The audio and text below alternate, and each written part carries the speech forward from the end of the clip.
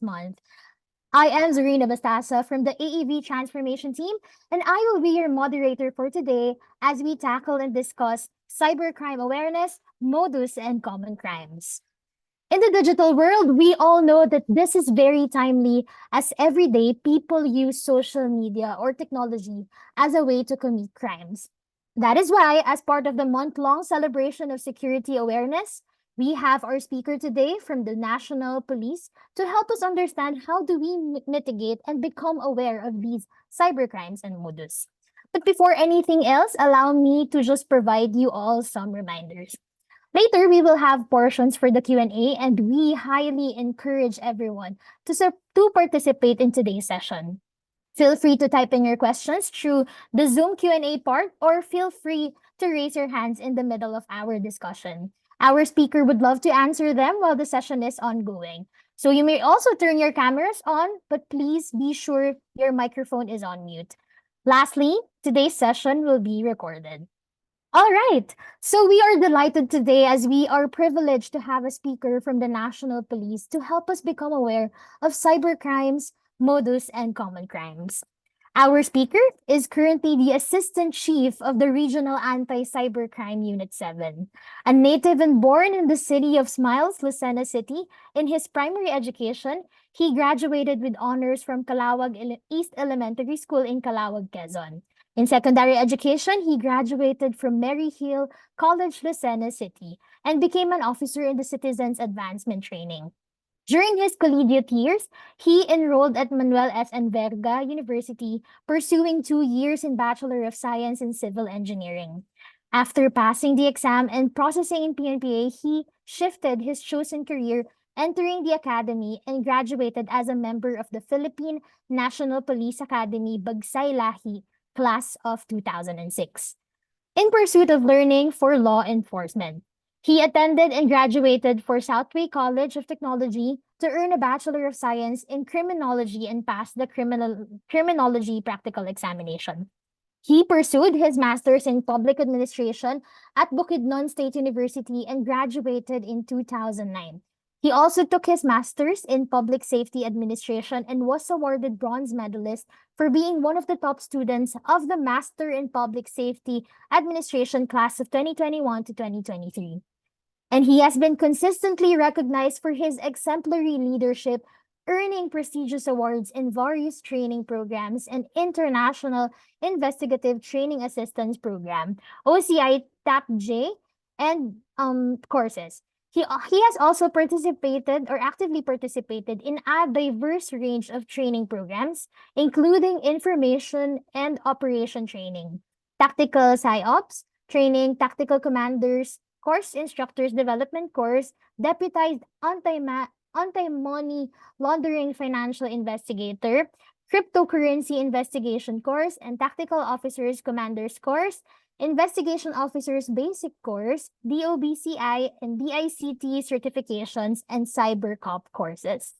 He has actively contributed to various events as a resource speaker during the basic cybercrime investigation training on numerous occasions and was recognized for his exceptional participation and contribution during the training law enforcement officials in the Philippines to investigate illicit cryptocurrency transactions by DPRK and sharing his expertise and insights with diverse audiences. Ladies and gentlemen, without further ado, our speaker, Police Lieutenant Colonel Jumar Kanya. Good morning, sir. Good morning, Yes, Colonel. yes, ma'am. Good morning, ma'am. Okay. Yes. And to Take it all away, the sir. participants, good morning po. Okay. Without much further ado, I will share my. I will file my. I will start my task. Okay. Okay. Where's the share screen? Nawala siya. Bakit nawala siya? I already prepared that. Nawala. Nawala.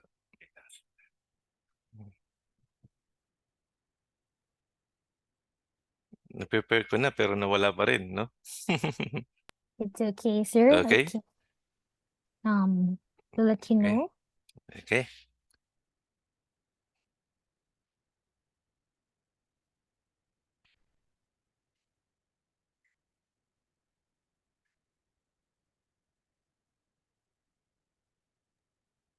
Okay? All right, Colonel, you're Okay. in. We can see your Okay. presentation.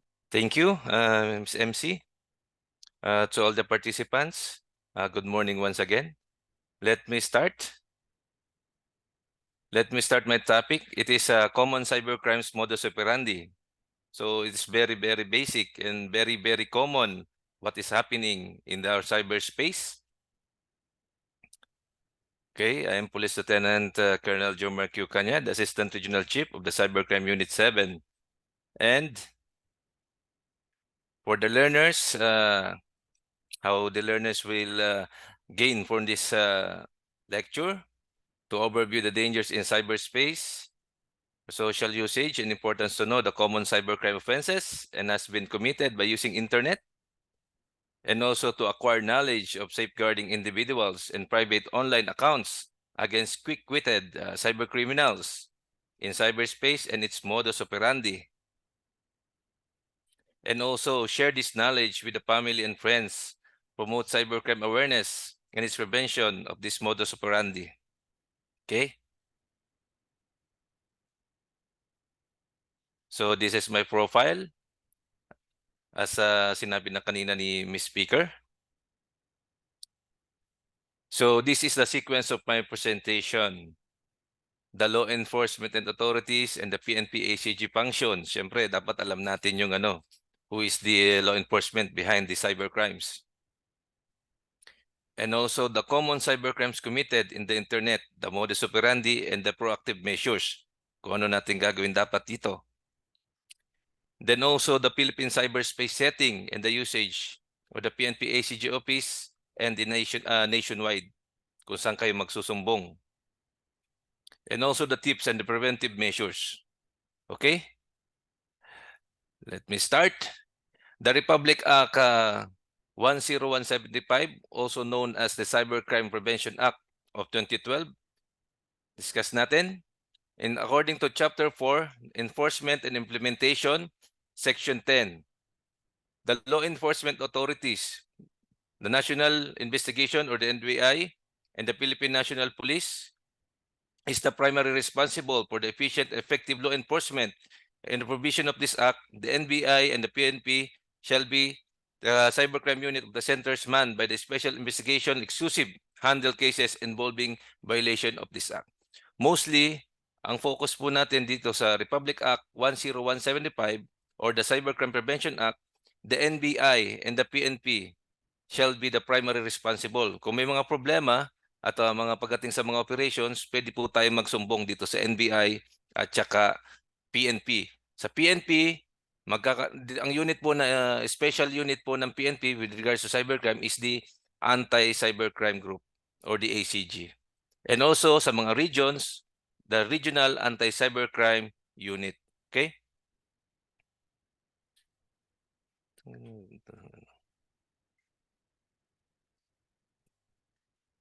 The PNP ACG was formally activated on March 20, 2013. Siyempre, i-discuss ko muna sa inyo yung aking unit, which is the primary responsible from these cybercrimes. So, in overview, nag-start po ang aming unit dito sa Criminal Investigation Detection Group or the CIDG, then the Anti-Transnational Cybercrime Division, so ATCCD, and form the Anti-Cybercrime Unit of the Philippine National Police. And also with the authority of the NAPOLCOM resolution, syempre, the unit is also formed with covered by the NAPOLCOM resolution, the number 2013-2020 dated February 27, 2013, and with the general orders of DPL 1209 dated 27-2013. Kung titingnan po natin, ang ACG is very young pa po. So, pwede pa siyang ma-develop pagdating ng panahon. Ano po? So, primary functions ng unit namin sa ACG is to investigate all cybercrimes and other offenses involving the cybercrime communication technology or the ICT in their commission or as the targets. Then also execute intensive and ongoing operations against individuals in their cybercrime activities. to develop protocols for cyber investigations, forensic evidence, and also the data analysis and alignment with industry standards. Okay. Perform data recovery and forensic analysis on all computers, devices, storage units, digital evidence confiscated by the PNP and other national law enforcement agencies. And also, last is the technical and operational assistance to investigative units within the unit. So mostly, I discuss these functions para at least alam nyo na ito pang sa Pilipinas, meron po tayong ACG na what are their functions. Kasi may mga ano tayo na sabi sa police agad tayo pupunta tayo ng local police, which is meron tayong primary unit concerning the cyber crimes. Okay? At ito lang naman po yung aming gagawing mga trabaho. Okay, let's proceed to the common cyber crimes committed in the internet.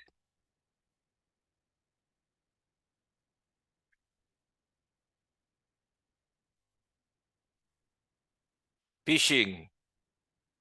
So, phishing, sabi nga, itong phishing is a cybercrime in which target or targets are contacted by email, telephone, or text message by someone posing as legitimate institution to lure individuals into providing sensitive data such as personally identifiable information, banking, credit cards, details, and passwords. As shown, the basic of phishing, kung makikita po natin, phishing is about marami po tayong ways na pwedeng gawing phishing, no? For example, by giving links, di ba? Kung makikita po natin, pwede natin siyang basta maklik. Yun tinatawag mamaya, discuss ko rin siya, pwede siya maging smishing or pwede siyang maging phishing. Okay? So, mas madali natin siya maintindihan kung sakaling makikita natin na yung mga simple ano lang natin. Katulad nitong simple phishing natin, no? Okay? Here's how they typically work and how cybercriminals get info. Okay? Itong smishing, kasi type lang siya ng phishing which is covering, nagbibigay sila ng mga text. Sample, nag-text tayo, mostly sa mga cellphones natin, di ba, naglalagay tayo ng ano, nakaka-receive tayo ng, oops, nanalo po kayo ng certain ganyan-ganyan. Ito, pinakamadali. Bigyan natin ng sample para mas maintindihan nyo. Yan. So mostly tayo dito, sa mga cellphones natin, nagkaroon tayo ng mga tinetext, nanalo kaya. Good news, isa ka sa pwedeng manalo ng higit na 1 milyong piso sa paglalaro. I-download lang ang click, yan, yung link na yan. So mostly nangyayari sa atin dahil nga hindi natin alam o kulang tayo sa awareness, nakiklik agad natin. So from that link, papasok na tayo sa ibang website or kung sakali magbibigay sila ng mga tasking na mangyayaring takbo niyan is pwedeng magkakapagbigay ka ng pera. Just like yung minanalo ka ng ganyan, magbigay ka ng load, pakicontact po si attorney, chu. Yeah, one good example siya ng smishing. Okay? Wag po nating kakalimutan. Smishing is a type of cyber attack where scammers send fraudulent texts. Alam ko lahat tayo naka-receive na ng mga ganitong text messages, which is the individuals into revealing personal information. Yan, pag download natin, is either pwede rin siya maging malicious software o para masira ang mobile device natin or something na pwede tayong makuna ng impormasyon and also ma-scam po tayo. Okay? Let's proceed to phishing. Phishing, napakasimple lang phishing. Sabi nga sa phishing, merong smishing at may phishing. Actually, sa smishing, di ba, by means of sending you links or texting you. But in phishing, kung makikita natin, by use of call. So, pagdating sa calling, mostly dito sa phishing kasi, minsan may tinatawag tayo na ma'am, ito po ako, from bank po ako. Then also, pwede po bang makahingi ng nyo, updating lang po sa inyong inyong personal profile po, taga bangko po ako, taga BDO po ako, taga dito po ako. So, wag po agad kayong maniniwala sa mga ganyang mga tawag. Okay. Kasi once na naniwala agad kayo sa mga ganun tawag, alam po natin na mostly sa phishing o mostly sa mga bangko po natin, hindi po tayo hinihingan ng ating personal circumstances o personal information. Kasi from the start, while sa mga bangko, nagkaroon na po tayong know your client information or the KYI. So kung makikita po natin, Sa KYI, do'n pa lang po, once na start po kayo na nag-apply po kayo sa bangko, do'n pa lang nando'n na agad yung inyong personal information. So yung mga updating na sinasabi nila at wala po kasing bangko na tatawag po sa inyo to get your personal information. Yun po ang always natin tatandaan, opo, okey? So babalik po ulit tayo, phishing, meron po tayong smishing, meron din tayong phishing. Hindi ko lang na-include yung QR code which is the quishing, 'no? So, kung titingnan po natin mostly kasi, yung mga codes naman kasi yun yung bago, sa phishing. Kasi from phishing, smishing, then vishing, then yung meron ngang QR code na ginagawat nila na once na na-click mo lang yung QR code, yung pala hindi pala talaga yun yung ano, scam na pala yun. So, ano lang din po tayo, aware of that, phishing modus, okay? So sa phishing involves in in debit credit card enticing the victim to give their card number. Siyempre, 'di ba? Kung ano bang card number nyo, so makukuha niya. Then also getting the card number through phishing links. Also yung mga link na ginagawa nila. Then also other scheming devices used to obtain information on the card. So nakikita natin marami na scam gamit ang mga GCash, gamit ang mga credit cards natin. Nagugulat na lang tayo na meron na tayong naubusan na pala tayo ng pera which is ang mahirap ma-recover nito. Kasi once na na-withdraw ng pera, dadaan pa tayo, pwede tayong mag-apply ng WDCD dito sa part na 'to kasi siyempre dahil sa Privacy Act. So the PNP enforcement or the, law enforcement para lang makita natin o makuha natin yung mga personal circumstances galing sa bangko or the identity of the certain person just like the GCash. So makakapag-apply tayo ng WDCD galing sa court. 'No? So, ordering the certain entity na to give the information or to give the names of that GCash or that sa bangko, that identity of that client, ganyan. Kasi because of the Privacy Act, so dapat mag-a-apply pa rin tayo ng warrant to disclose computer data. Okay? So pretending to be a bank personnel, just like sinabi ko sa inyo, na tumatawag po siya using many bank o many just like the BDO, Land Bank, or anything na asking for your information and also naghihingi rin sila minsan ng OTP. Actually, marami na nabiktima ng ganitong insidente. Hindi pa rin natin 'to nabibigyan ng konting madali po tayong napapaniwala, binibishing na tayo, hindi natin alam, or na-phishing na tayo, o na-smishing na tayo, hindi pa rin natin alam na nag-create na tayo, ano na po pala tayo, o kaya lahat ng mga, sabi natin, ah, yung mga family members natin, nakapagbigay na pala ng OTP, ang hirap na po nating ma-recover yung pera. Okay? Yun. The card was used to transact online, buy tickets, or book hotels online without knowledge of the victim. In my discussion, mas lalo pa nating madi-discuss yan, yung mga scheming device nila na yan o yung mga modus nila through mga transaction online, okay? Okay? Next is smishing ulit yan. So ito nga, yung kanina, about sa smishing. Ito yung modus operandi ng smishing. 'Di ba? Ulitin ko ulit sa inyo, kaya nga sabi ko nga sa inyo, paulit-ulit lang siya para mas maintindihan nyo. So, makaka-receive kayo ng message galing sa mga text messages, may link siya, then redirect niya ng user sa suspicious sites. May minsan magkakaroon siya ng tasking o papagawa sa inyo. Then, yung request for the provide personal information, pagkatapos yung maklik ang download ng software, at ito may lead to cyber attacks or something na pwedeng sabing virus siya or pwede ring ma-scam kayo ng pera dahil mabigay nyo ang OTP at saka yung mga passwords or yung links na pwede nyong makuha yung ma-open yung mga certain accounts nyo. Okay? So, to avoid, ito avoiding na tayo. So, sabi nga sa preactive measures natin, paano ba natin ma-avoid yan? Siyempre, napakasimple. Do not click embedded link or download apps. Huwag na nating masyadong paikot-ikutin pa. Very basic lagi. Huwag tayong basta-basta mag-click o think before you click. O, di ba? Huwag natin agad tayo magbibigay ng personal information kahit sabihin na natin na kakilala natin yung mga nagte-text sa atin or sino ba o nanay o tatay o kahit sa messenger o simple mga numbers kasi 'pag hindi tayo sigurado, 'wag agad tayo magbibigay o magda-download, 'no?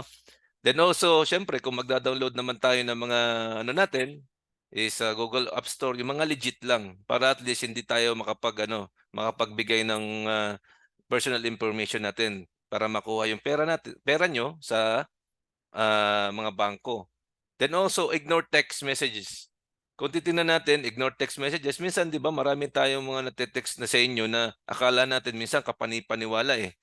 Kaya minsan 'wag na tayong 'di ba ginagawa natin diyan mostly is bina-block na lang natin basta hindi natin kakilala. Kasi unknown sender. So, dapat ano natin 'yan, i-block na lang natin para minsan kasi, ito nga, may posibilidad nga rin na once na nag-text sa iyo or yung mga ibang mga message na mga unknown messages is either babalik ulit tayo sa basic, magiging virus siya, makuha yung personal information, gano'n lang, iikot lang din diyan. Then also, never share any personal information or financial information with the unknown source. Ito nga, bakit natin sabi na never share? Oh, simple lang 'yan, never share. Very self explanatory lang. Huwag tayong magbibigay ng mga ano natin, personal information natin. Just like yung marami na scam. Kasi minsan, dahil nga sa social engineering natin, once na nakapagbigay na tayo ng mga email o OTP, ganyan, kung hindi pa naman o kaya mga Facebook account natin, hindi naman sa atin maano 'yan. So gagamitin 'yan sa ibang tao para makakuha sila o ng illicit sila ng ano, ng is either cyber attack or something maka-gain sila ng money from your kakilalas, okay?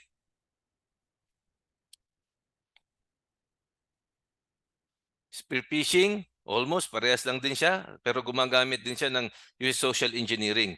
Siyempre, sabi nga nung iba, hindi naman ang scammer naman, hindi naman basta-basta yan na overnight makukuha ka agad. Hindi. May mga tao kasi, lahat naman kasi tayo aware na sa nangyayari.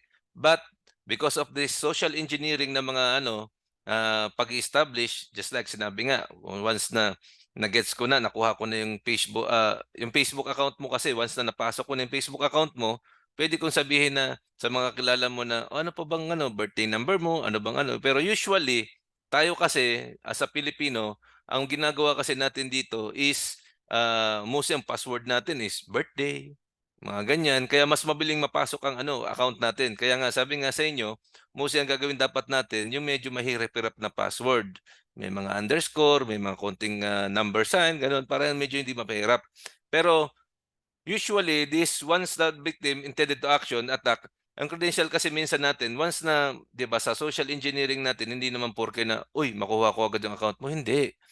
Ano 'yan, pinag-aaralan through the nag-iipon sila ng, tamang, impormasyon before nila i-execute 'yan ng mga cyber criminals. Okay. So, the spear phishing modus operandi naman, usually halos parehas lang din siya ng ng smishing. And also, the employee of reputable organization receives an email from a fraudster. Oh. Actually, meron nangyaring ganito. So, mga email, pinapasa-pasa lang. Then also, the mail seems to be from established legitimate organization or enterprise. Ito, may nangyari ito dyan. Ayoko na lang magbanggit. Itong ginawa sa kanila, spear phishing. So, hindi nila alam kung paano nila i-intercept kasi minsan ang ginagawa agad nila, "Wag niyo munang i-ki-click 'yan." Sabi nga babalik ulit tayo sa ating, unang gagawin, 'wag niyo agad i-ki-click. Once na hindi niyo alam yung pinanggalingan ng isang email, 'wag agad-agad kayong magki-click, 'no? Then also the mail addresses person specifically and uses mail ID or other details that seems to be from trusted source. So siyempre, ang spear phishing mostly na modus operandi nila, yun talagang kapani-paniwala. Hindi ka masabi na ibang sample, magbibigay sila ng ibang address na sabihin natin land bank o sample coming from land bank pero yung pala may land banks, may S. Eh, hindi natin masasabi na galing talaga yun sa land bank 'no, kasi may dagdag. So, yun ang ginagawa nila o kaya may period. So, hindi tayo basta-basta magki-click 'pag hindi niyo inaasahan ng mga emails niyo na, "Uy, galing 'to sa company ganyan," gano'n. 'Wag. Kasi minsan may mga nangyayari diyan na 'yan, oh, it prompts the users to give away sensitive information or to steal the data or to attack organization's network. Lahat ng mostly ang ginagawa kasi nila sample na dahil nga sa social engineering 'no, pinag-aaralan nila or dahil nga sa lapses din na rin ng mga tao, siyempre, ano tayo, eh, human ano lang din naman tayo. So, minsan nakakaligtaan natin na, uy, bigla na lang tayo nagki-click o yung time na yun, gagawin na kung sakaling ikaw ay nalilito o masyado kang maraming trabaho ano, o kung ikaw man ng duty or kung man ang, taga-open ng mga ganyan, ay kung hindi ka maingat, bigla mo agad maki-click. So, 'yan yung mga nagiging problema ng certain companies 'no, or and also the organization. Minsan pagka once na na-click na agad nila, wala na, hindi na natin puwedeng ibalik 'yan, okey? Itong romance scam, siguro, marami na sigurong ano nito, nangyari. Actually, most of our cases na-ha-handle is romance scam. Romance scam, ito kasi is hindi naman kasi siya na ano, nakukuha overnight. Sabi nga dine-develop ito ng mga cybercriminals 'no. It is usually initiated online, and often vulnerable people, scammers, online profiles, and attempt to the emotional attachment until it is comfortable sending them money can be both men and women.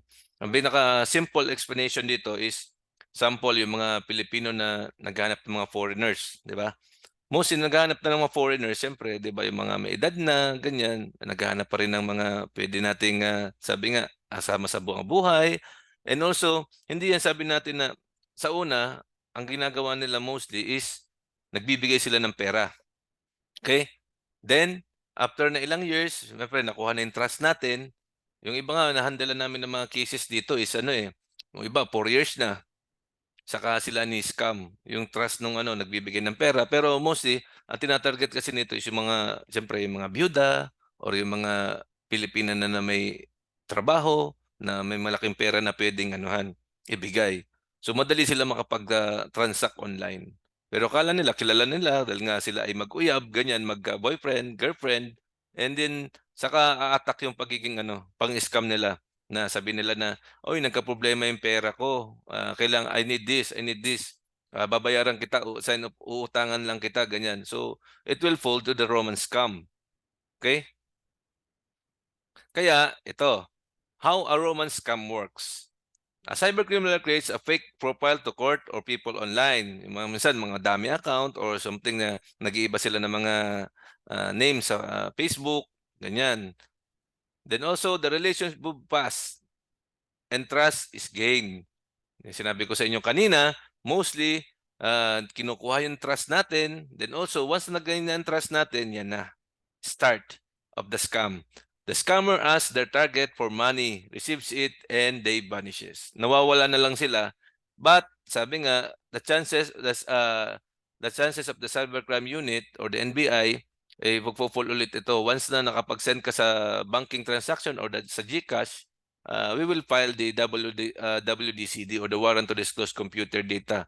Then also afterwards, then you can file another case. Kung ano yung pwede pang mga cases natin na pwede pang i-file dito. After we get the identity of the pinagpadala nyo sa bank or sa GCash. Tips. So ito yung tips natin for avoiding online dating scam. Be conscious tayo about sa personal information. Then also the scammers often use fake pictures. Makita natin mostly mga photo lab. Marami na tayong nakikita dyan na hindi naman pala yung mukha nila. Mostly lagi yung picture. Makita natin enhanced na siya. Then also protect your privacy. Then also think twice before going offline. Then watch out for the classic signs of potential. Then also feel threatened, reach out for help. Kung nakikita niyo na threatened kayo or kailangan niyo ng tulong, pwede po kayong lumapit sa opisina namin. Mamaya discuss ko po yung kung saan po yung mga offices natin. Investment scam, yan, or the Ponzi scheme. So, kalimitan sa investment scam, naku, ang daming nangyayari dito. Which is the Ponzi scheme is a type of fraud promises and high returns. Marami pong na ano dito. Nung una, may mga soccer games biglang nawala. Then yung mga maraming mga games, maraming magpa-profit ka agad. So, nag-i-invest ka. So, akala mo in return, kasi ilang percent mo, 120%, ang return, magdala ka lang ng 800, deposit ka ng 800, lalabas yung 120%. So, mabilis. Pero from that deposit or from that scheming device nila, pag-invest mo, ang ginagawa nila kasi diyan is sa simula siyempre una muna maliit pa. Dahil nga sa paglagay mo na ng paglagay sabi nga ang tasking 'pag ito ay, napalaki na ng palaki, saka na sila babanat sa'yo. Kasi maniniwala ka kasi bumabalik ang pera, eh. Kung nag-start ka ng 500. Oo, magiging 1,000 yun siyempre, because of the greediness of the people, siyempre 'pag once na tayo kumikita tayo ng kumikita, naniniwala tayo, "Uy, laki ng kita dito," ganyan. So hanggang sa lumalaki ng lumalaki yung, ini-invest natin hanggang sa nawawala na lang sila na parang bula, okey? Ito yung modus operandi nila. From the victim, the investment scheme involving non-existent capital market products. Yan, marami yan. And promoted through Facebook ads and connect the agents, WhatsApp, Telegram chat. Kung makikita nyo, minsan sa Facebook, di ba, ang daming lumalabas dyan. Then, nagkakaroon tayo ng link. Then, papasok yan sa ibang WhatsApp or Telegram. Okay, you can proceed tayo sa ditong ganyan para magkaroon tayo ng, sabi nga, one-on-one na mga ano, conversation. Then recently, some schemes have been promoted purely through telegrams. Pagpasa ng link, may bibigay ng mga tasks, mag-deposito ka ng certain ganyan. Once na the task is been complied, ang mangyayari niyan, magigain ka ng money. Then also, bibigyan ka ulit ng another task na sabi mag-deposito ka ng ganyan, hanggang sa lumaki na ang na-invest mo. And then, gagamit sila ng mule bank mule bank account, which is the victim's money are then transferred to layered into different mule accounts. Pwede siya maging GCash or pwede siyang maging ano, GoTime or something na mangyaring takbo. Hindi talaga ang nagiging problema kasi namin dito once na we apply the WDCD, hindi talaga yun yung taong ano nagamit lang talaga. Pero anyway, sabi nga kung kayo man ay nagamit yung inyong GCash or nawala ang GCash nyo, siyempre dapat i-report nyo agad yan. Lalo na yung mga verified GCash account kasi yan, nabebenta yan o may mga bumibili talaga niyan, ginagamit pang scam. Kaya usually pag pupunta kayo sa ganyan to defend yourself kasi para hindi kayo magkaproblema, you proceed to our office in the RACO offices or the Regional Anti-Cybercrime Unit, something to report it, then pa-blatter nyo. And also kung talagang hindi naman talaga kayo kasi malalaman yan during the investigation, we will give you something na affidavit of denial, okay? So that you can have any documentary evidence to support your innocence. Okay? Ito yung top 5 scams. Usually, if you receive a text messages, never provide any yun lang din naman yun eh. If you receive a suspicious, do not wag kayo agad click. Be wary of unusual payment. Anyone who was provided their banking details, yun. Almost iikot-ikot lang din siya actually. Iisa lang din naman ang prevention. Kung gusto nating maging maingat, huwag tayong magbigay, ano lang, very basic lang. Huwag tayong mag-link basta-basta. Huwag tayong magbigay ng mga emails natin. Huwag tayong maniwala sa mga tumatawag sa atin. To make it sure lang lagi, huwag tayo basta-basta maniniwala. Yun lang. Okay?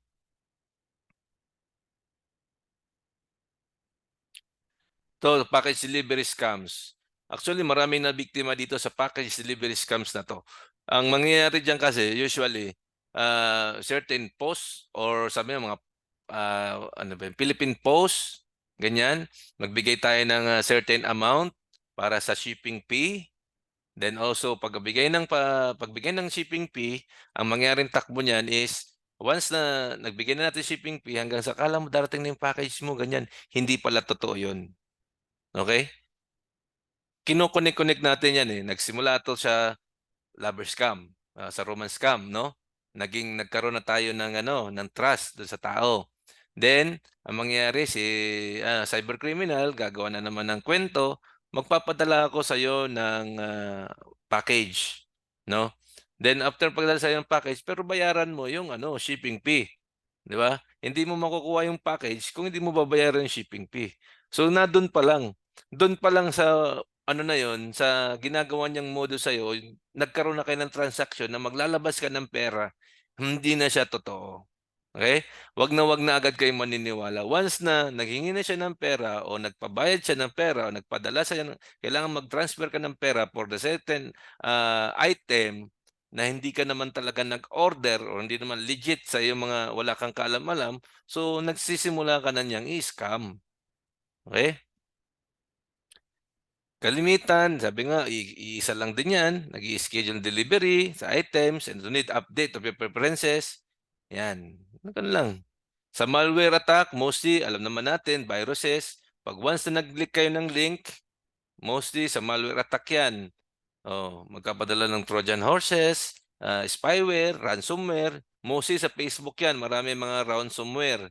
Ang problema lang na na-encounter namin 'yan talaga sa Facebook kung gusto mong bawi yung account mo kasi minsan nakikita mo agad yung mga bastos na lalabas dun sa kanilang My Story.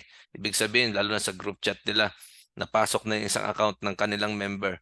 So lalabas naman sa My Story nila na medyo may mga raming bastos, ibig sabihin na ano na yun, then also kung gusto mo nating i-retrieve yan, mahal ang bayad yan from the ransomware.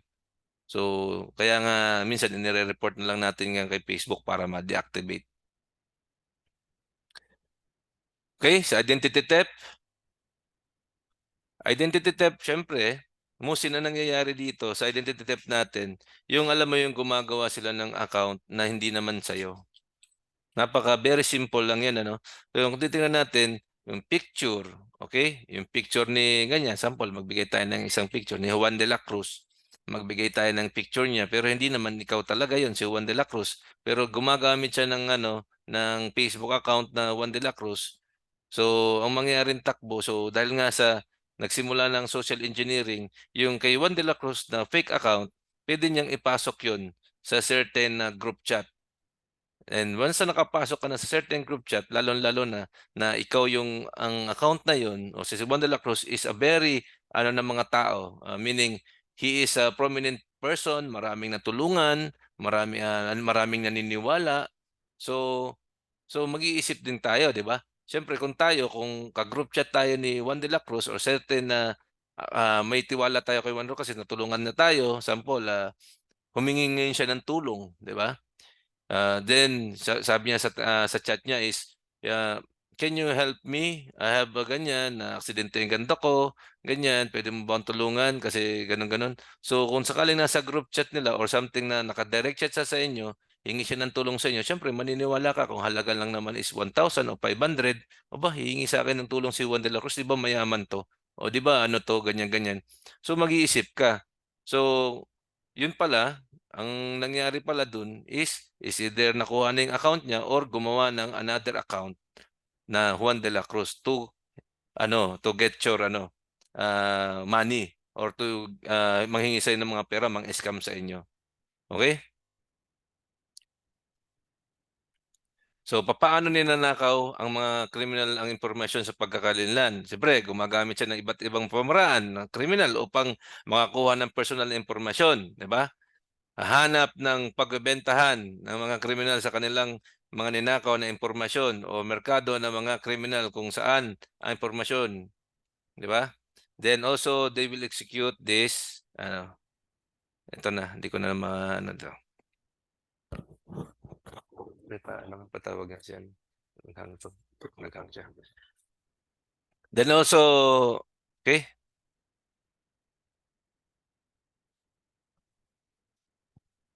bakit patanggal 'to? Ito 'to, red na 'to kasi hindi siya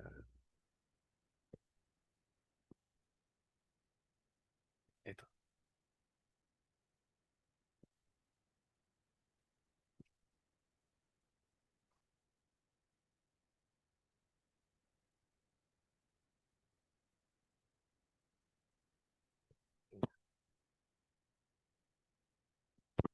okey. Okey. So punta na tayo sa rental scam. So sa rental scam, kung makikita natin sa scams and rental property listing steal from money from interested renters by requesting security deposits or move in fees without showing the unit, keeping the money without renting. Kasi mostly meron nangyayari sa rental scam, so makikita nyo marami nabibiktima na 'di ba, example naghahanap kayo ng mga rerentahan ng mga bahay 'no, o kaya yung mga boarding house.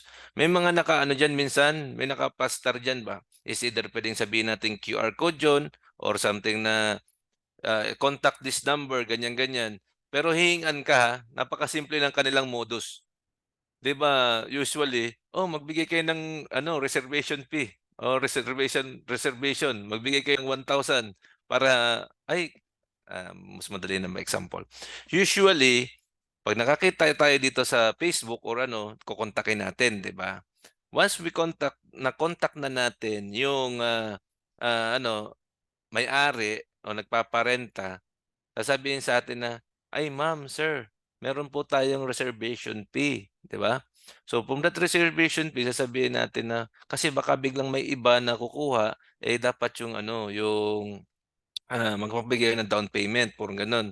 So, dun pa lang mostly ha, dun pa lang mostly, hindi na nila nabibigay yung ni-reservation fee mo kasi hindi pala totoo na siya yung may-ari nung gusto mo na rerentahan, okey? Pero hindi naman sasabihin na 1 month deposit, 2 months deposit, kasi hindi ka man maniniwala, "Eh, hindi ko pa naman sigurado kasi titingnan ko pa naman 'to, eh." Eh, yung sa social media, siyempre hindi pa naman natin nakikita, 'di ba? So, hihingan ka agad ng down payment. Kaya 'wag na 'wag kayong magbibigay agad ng pera kung hindi niyo pa nakikita o hindi niyo pa talaga napupuntahan yung certain area na parerentahan niyo. Kasi 'pag gano'n na-scam na kayo, okey?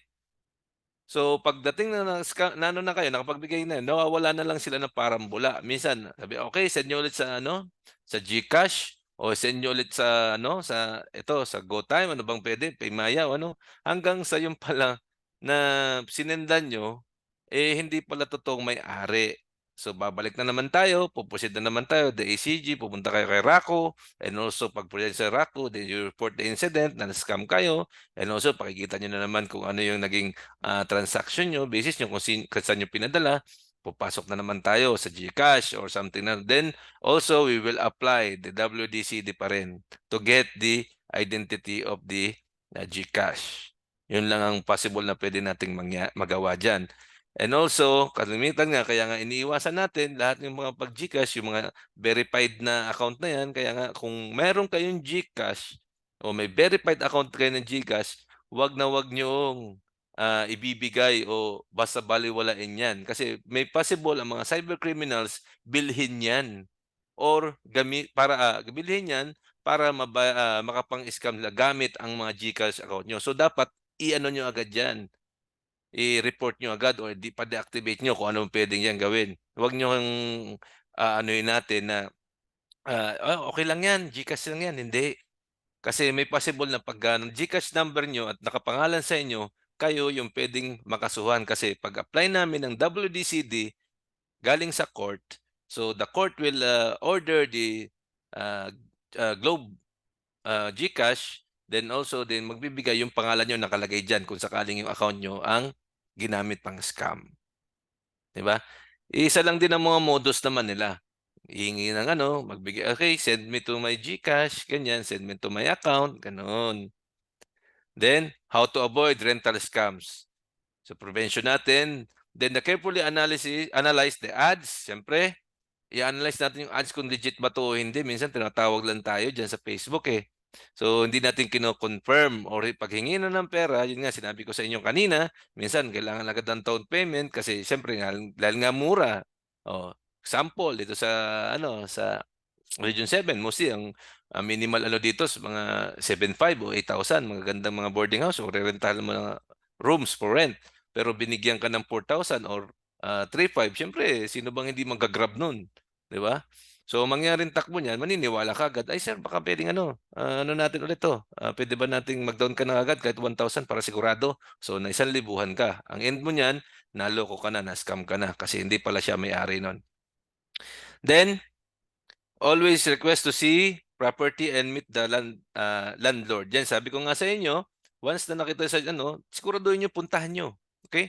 Puntahan niyo talaga yung ano, rerentahan niyo at siguraduhin siya yung may-ari. Sign a lease, before paying. Minsan ginagawa natin siyempre 'di ba, kailangan natin ng, lease of contract or anything na, "Okey, ako yung renter mo." So, dapat meron tayong mga ano, pipirmahan para siguradong malaman sigurado talaga siya yung may-ari. Then guard your personal information. Huwag agad-agad kayong magbibigay ng personal information lalo na sa online. Iwasan nyo yan.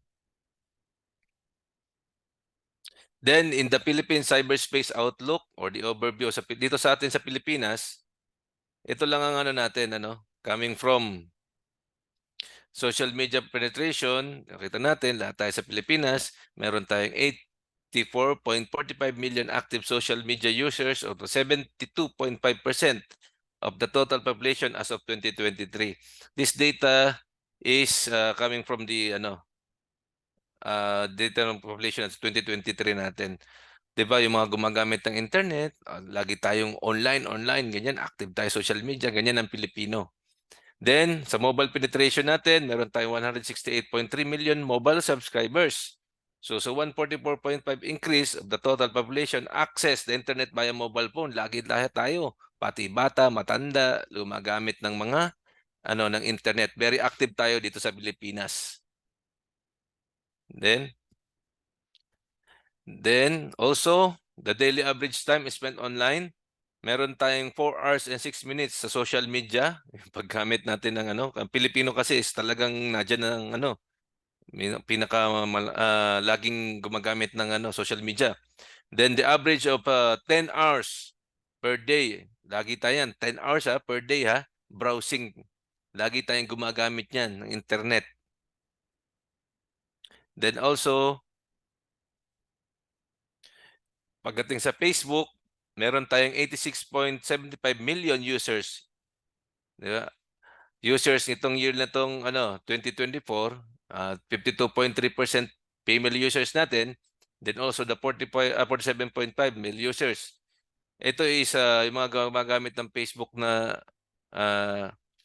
account is meron tayong 30.1 million users at the age of 18 to 24. Yan. Then also Instagram. May users tayo na 21.35 million. Female, 62.9%. And the 37.1 is the male users at the age of 18 to 24. And the largest user group of 10.4 million users. Yan yung mga gumagamit ng Instagram dito sa Pilipinas. Then also YouTube. Ito lang naman. Meron tayong 58.10 million users dito sa Pilipinas. And meron 51.4 female and 48.6 male users ng YouTube. TikTok. Yan. Sa TikTok, may 49.09 millions tayo as of 2024 and also 49.1% female and the 50.9% male users ng TikTok is 59.9 TikTok male users. Then, ito. Meron tayong mga offices ng Philippine National Police na anti-cybercrime group natin nationwide. Kaya nga ito, sinasama ko lagi ito.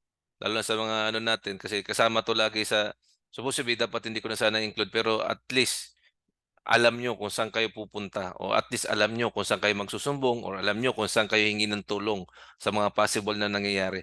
Kasi hindi lahat ng marunong sa computer hindi na scam. Kasi minsan, dahil nga, for example, tao lang talaga tayo, minsan nakakalimot tayo. At hindi natin alam kung anong gagawin natin kung sakaling nado na tayo sa sitwasyon na ganun. Okay? The Regional Anti-Cybercrime Units, meron tayong sa mga RACUS from Region 1 to NCR. So, inabot tayo ng 17. 17 RACUS sa mga regional offices natin. Yan. So, ako naman, as a Region 7 dito, so I belong to Region 7. Which is, ang namin, ang opisina namin dyan sa Lahog. So, nadyan kami sa Cebu PPO compound, kung dito sa Cebu. And also, yung mga nasa ibang lugar, iba-ibang regions, nadyan po yung ating mga offices na pwedeng tumulong sa inyo kung sakaling nadyan kayo sa sitwasyon na nagkaroon kayo ng problema with regard sa cyber. Okay?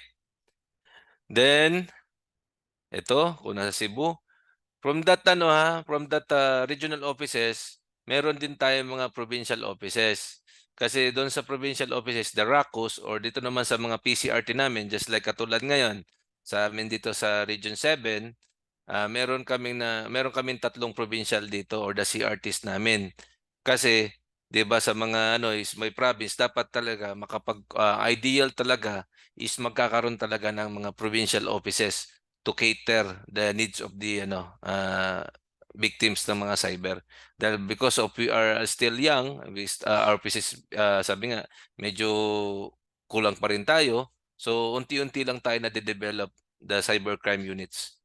So hindi po natin masyadong madaliin kasi ito po bago po yung aming Cebu CRT. So naging dito po sa Cebu is newly established pala tong ano namin, Cebu CRT namin. Pero meron na kami sa Bohol, sa Negros. So in the future, lahat ng provinces magkakaroon na 'yan.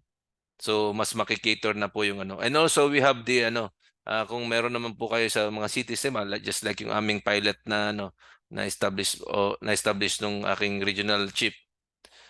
Meron po tayo na ano na Tagbilaran, yun nga cybercrime desk. So sana maano pa rin sa ibang mga cities yun. Yan, Cebu CRT natin, Bohol. Dito lang po sa Region 7 yan ha. Pero yung mga ano lang po, contact nyo na lang po yung ibang mga regions nyo. Basta importante alam nyo kung saan kayo hihingi ng tulong. So ito po yung mobile internet connection natin sa speed. Ang Pilipinas is 29.65 Mbps. May rank po tayo na 82 worldwide. Then also sa paglalaro ng mga video games natin, so may rank tayo ng number 1. Ganyang kapanatik ang mga Pilipino, lalo na sa games. So paglalaro ng Filipino owners of cryptocurrency, rank 8 po tayo worldwide. Yan sa mga itong watch ng video, mga vlogs natin, dito tayo nagra-rank number 1 worldwide kasi ang mga Pilipino is fanatic about sa mga vlogs. Mahilig tayong manood ng mga vlogs. Sa mga live streaming naman, number 1 pa rin tayo worldwide. Then also yung mga following influencers sa social media, yung influencers, marami dyan. So number 1 tayo worldwide. Then also, yung marami pagbili ng mga cellphones, rank number 4 tayo. Mobile purchases weekly, rank number 4 tayo worldwide. Then we will proceed to cybercrime statistics, which is I will show to you sa statistics dito sa Region 7 lang to ha, Region 7. Kung paano nyo makikita yung mga pagdating sa involving ng mga bangko natin, remittances natin, at least may glimpse kayo na pwedeng ito pala, may nangyayari pala ng mga ganito dito. But still, it is, sabi nga, very ano naman tayo, naayos naman natin, manageable naman, and also hindi siya tumaas despite of many challenges. Hindi siya tumaas, but as long as we are doing our best to cater the complaints and also the problems of the cybercrime problems of this region. Okay naman siya. Then ito, meron tayo nangyari dito, kaming mga sa GCash, which is kung nangyari po dito lahat sa GCash namin, may 250 kami, na BPI 30. Yan yung nagamit mostly sa pang-scams. Okay? Kung makikita nyo po is ito yung mga online na ginamit. GCash, BPI, BDO, Union Bank, CIMD, Palawan Express, RCBC, Cebuana, lahat po yan. GoTime Bank, Western, lahat po kasi yan mayroong record sa amin. Shopee Pay, Citibank. So ito po yung as of ngayon. Yan po yung aming data sa paggamit ng mga na nangyari sa online scam.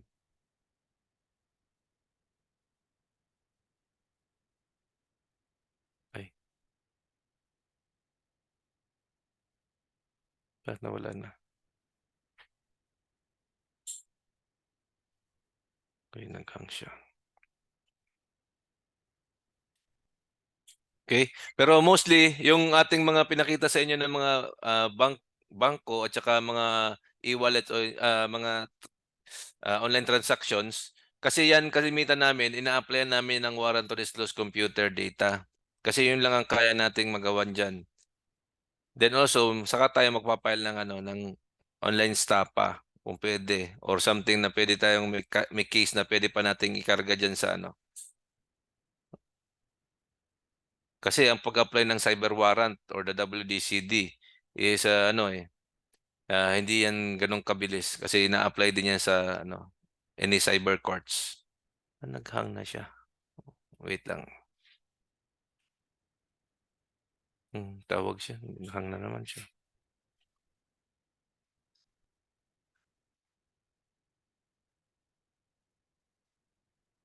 Na, okay.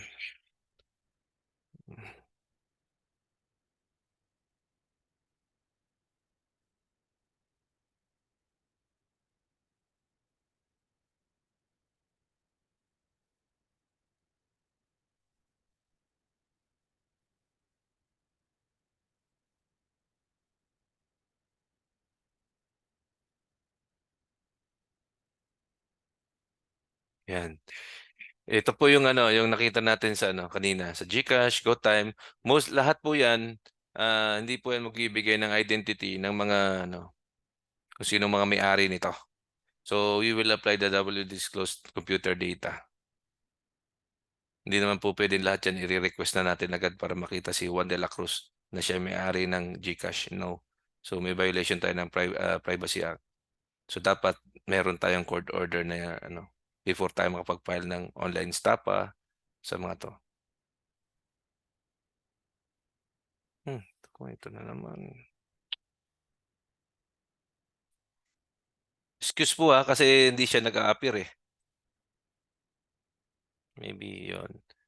So, difference between the cyber, security and the cybercrime. Ito po yung sinasabi ko sa inyo. Usually, cybersecurity is a practice of defending government or corporate computers, servers, networks, or from malicious attacks and threats, and keeping information like data safe and secure from unauthorized access, while cybercrime is about exploiting human or security weaknesses in system to steal data, money, or password.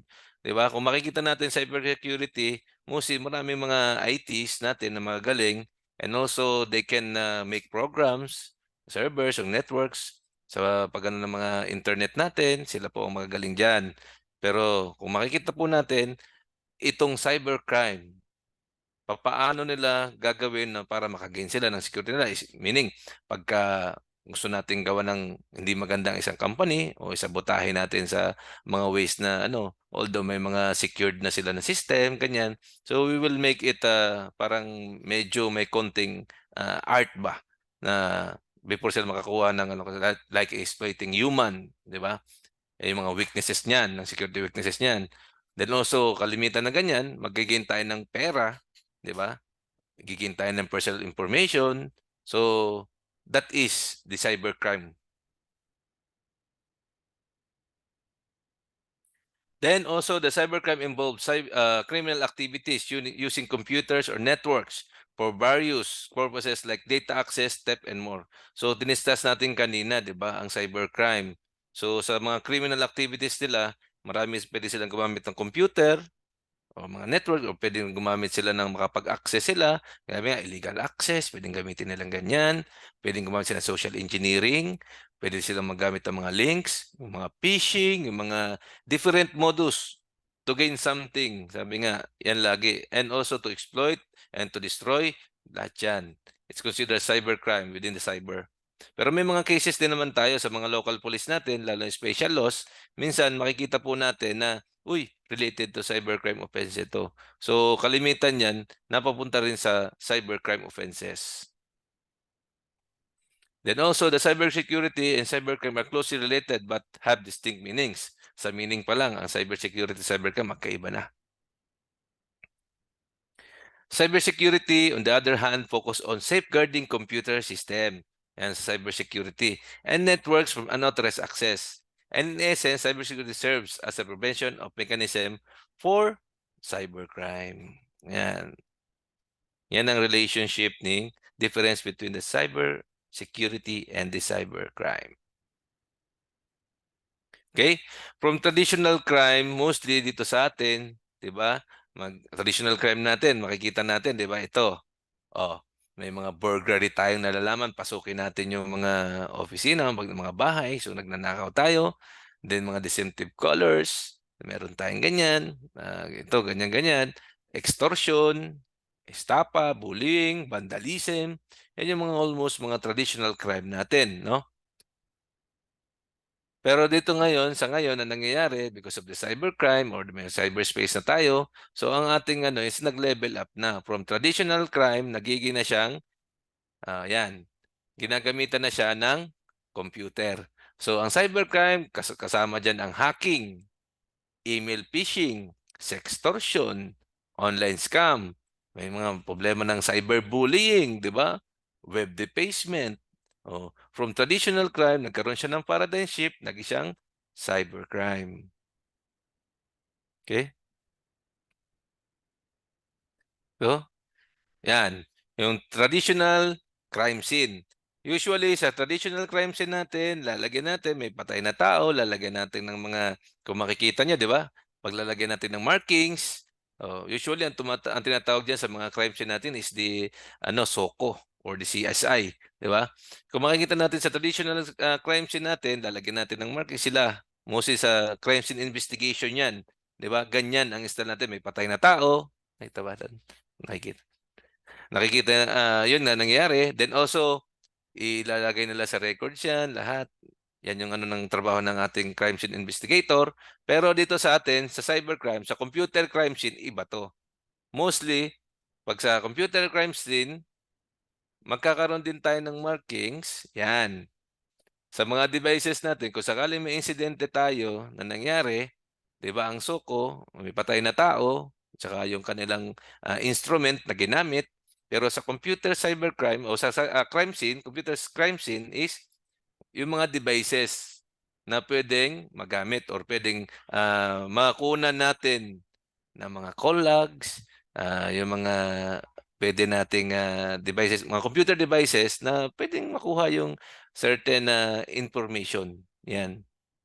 Kung paano ginawa ng mga online transactions, mga ganyan. Pero dito sa ating traditional crime scene, ito yung instrument natin dito, baril, weapon, ganyan. Pero dito sa computer crime scene, yan yung mga devices lang. Hmm? Hindi nakikita? Oh, shit. Hindi siya nakikita. Kanina pa. Hmm.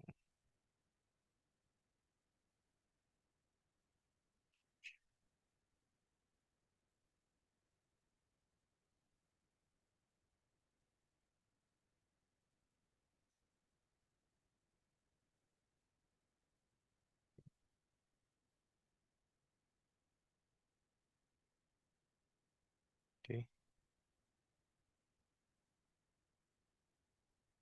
Nakita na po ba?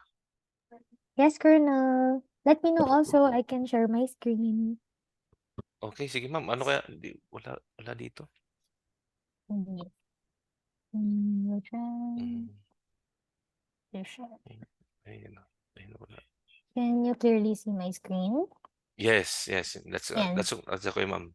Sige, Alright. ma'am. Are you here na po? Okay, let me know Okay, if I yan po can ba yung clear. na ano natin, na-miss natin kanina? Yes. Okay? So, as shown, di ba? So, traditional crime scene, yung magkaroon tayo ng traditional crime, burglary, deception, callers, extortion, estafa, bullying, vandalism. Nagkaroon tayo ng paradigm shift because of the cybercrime. So, nagkaroon siya tayo ng mga crimes within the email phishing, sextortion, online scam, cyberbullying, web debasement, yung mga hacking. Yan ang cybercrime mostly. Then next, please, yan. From traditional crime, ulitin ko po, yan, makikita po natin yung pag-ano natin sa crime scene, how the SOCO, mostly sa SOCO, isa na instrument of the crime, yung victim, yung how is the motive is paano yung instrument, tools, then also pag-ano natin ng markings, labelings. Then dito naman sa ano natin sa computer crime scene, titingnan natin ito mga devices. mga call logs, loggings o computer, cellphones na pwede natin makita. Yan yung hinahanap dito sa computer sa crime scene. Nakikita nyo yung distinct ano niya, pagkakaiba niya. Iba ang traditional crime scene sa computer crime scene. Ayan. Okay, next please. So for the cybercrime modus, pakiclick lang ulit, ma'am. Yan. Ito yung sa modus ng ano natin, additional sa ano natin kanina.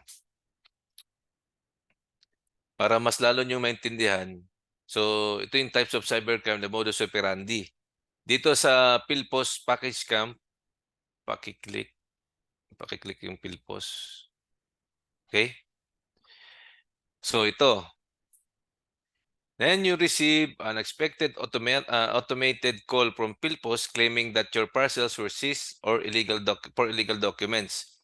They say you're under the investigation and must call a person posing as police officer and AMLAG staff or Skype. They insist your victim's identity theft and must go to Cebu about to clear your name or file a Skype complaint. You're also asked to pay a bond through an email wallet because a complaint is processed. Di ba sa PhilPos package ka, makikita nyo naman, no? Kung makikita, sige, meron kayong parcel.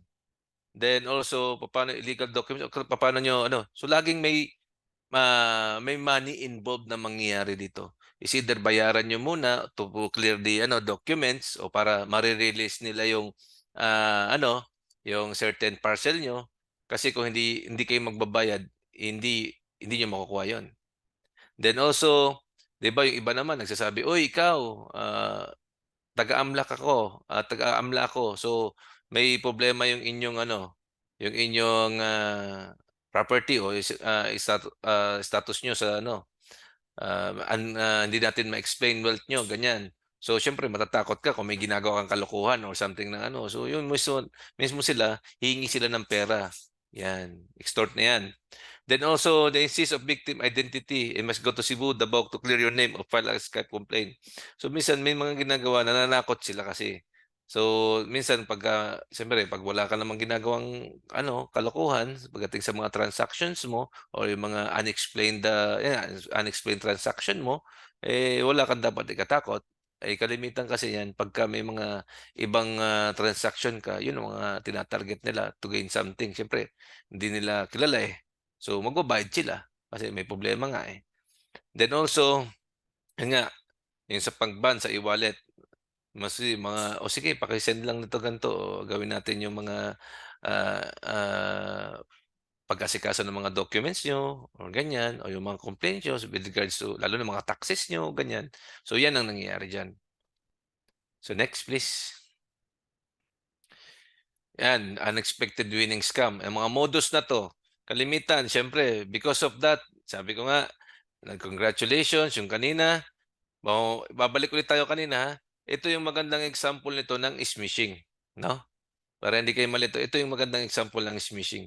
Kanina, through texting siya, na-notify kayo, ito, handog ni Senator Manny Pacquiao, worth of 75,000. So, ginamit pa si Manny Pacquiao para mag-gain ng trust nyo.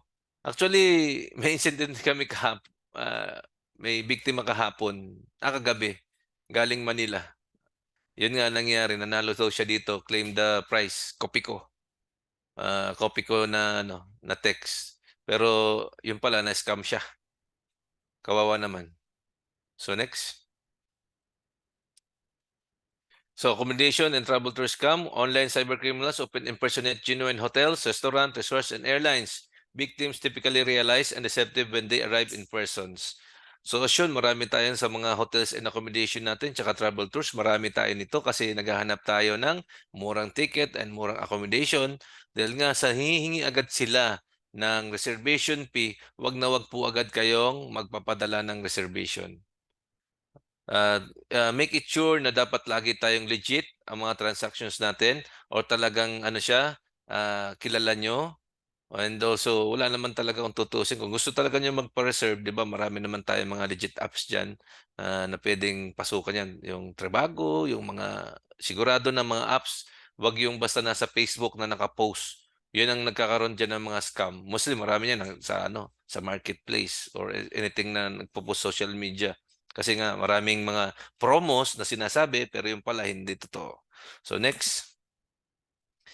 Tasking scam, one way of spear phishing din to, or the phishing or the smishing na pwedeng ibigay sa link, napapasok kayo sa Telegram, uh, Telegraph, ano, tama? Then also sa mga WhatsApp, meron din yan. So, and also sa mga messenger, magbibigay sila ng tasking, yung kanina na-explain natin kanina, na minsan, kailangan ikaw, gusto nilang mabibiktima ka, may certain amount ka na pwedeng ano, deposito mo, then also hanggang sa gumagawa ka na lang, itas mo na ito si ganyan, ganyan, ganyan. Hanggang sa mapunta ka sa ibang site na kayo na lang one-on-one na lang kayong nagkakaroon ng conversation or transaction. So iniano ko yan eh, ini-divert ka pag once na na-click mo na yung link, so papasok ka na sa ibang ano, sa ibang ano niyan, website niya, i-divert ka na. So yan. Then also the investment scam, tasking scam, how this scam works. Scammers will send messages and WhatsApp trick people into participating in the schemes or promising online jobs and claiming to be connected to the e-commerce platform like Amazon, Shopee, Lazada, eBay, and social media platforms or TikTok. Victims are urged to invest their own money in order to receive greater incentives and must complete a task in order to receive a commission. Investors who recharge, deposit, or remit money or receives commission rates, bonuses, and invitation rewards ranging from 100 to 200 up to 50,000. And at the end, investors won't receive commissions in return of the investment and will be kicked out in the group chat. Diba? Kung makikita nyo, diba? Oh, basahin ko muna yung preventive tips natin. Check on the company's official website and social media and the job offered. Don't trust online offers. Don't believe in too good to be true offers. Yun nga, ang pinakaano doon is don't believe too good to be true offer. Wala namang ano, huwag kayong mag-ano ng easy money. Yun nga, because of the greediness, ang gusto kasi ng tao is the easy money tayo na once na nag-deposit tayo ng 100 pesos, tapos kinabukasan, 120% ang makukuha mong ano, in return. So maniniwala ka na doon, siyempre, di ba? Kasi ano, pero in the time na the more ka nang nag-deposit o nag invest na mas malaking pera, yan yung time tag pag malalaki na o 100,000 ka na o ano, yan yung time na i-scamin ka na nila or kick out ka na nila at hindi mo na sila makikita. So next. And also mostly, kasi kalimitan lahat naman ng mga ano natin, nasa scam natin, iisa lang din naman halos ang modus eh. Kung titingnan natin, magbibigay ng link for phishing, tatawagan ka to gain yung information, and also pagka once na nakuha nila yung personal information mo, saka sila magkakaroon ng social engineering sa'yo, maka-establish na sila sa'yo, then also you will get the OTP. Almost iisa lang din ang kanilang modus. Kung titingnan natin, di ba? And also the list of platforms and mediums where people are commonly defrauded. Yan, kalimitan ng mga naloloko ng mga tao dito sa online, sa marketplace, sa social media, yung email natin, the online auctions, yung mga fake websites, yung mga phone calls, yung text messages and SMS, the mobile apps or the investment schemes, yung mga dating websites, yan, marami rin yan, job scams, peer-to-peer marketplaces, cryptocurrency exchanges, the online gaming, then online banking, surveys, and sweepstakes. Yan yung malimit na nagkakaroon tayo dito sa mga platforms sa mga ano dito, maraming manloloko o maraming naloloko. Okay? So next please. So susceptible to certain types of fraud. Kasi kalimitan ito dahil nga sa unemployed tayo, a certain individual. Meron tayong pangangailangan sa pera. Then, isa pa, yung lack of awareness. Then, vulnerable to fake job offers. Minsan, lagi tayo kailangan natin ng trabaho, minsan napapamanisan tayo na ito, trabaho. Usually, nangyayari dyan sa mga recruitment ng job offers na magbe-place ka ng certain reservation fee. Then, of course, processing fee. Then, isolation of loneliness. Those emotions to manipulate victims into divulging personal information. Mostly, minsan, sabi nga, because of we are human, usually, the social engineering ng ginagawa sa atin, kung kailan tayo weak or kailan tayo mga depressed, that's the time the cyber criminals will attack. Di ba? Yung mga unprepared ka. Sabi nga, unprepared ka, bigla ka na lang ano, example, busy ka, ganyan, bigla kang sesendan ng mga ganyan, so makiklik mo. O, pwede ka rin nilang i-psyops. For example, huwag mo itong buksan pero binuksan mo pa rin kasi dahil curious ka. O, huwag mo itong i-click Kasi may makikita ka, dahil curious ka, kinlik mo pa rin.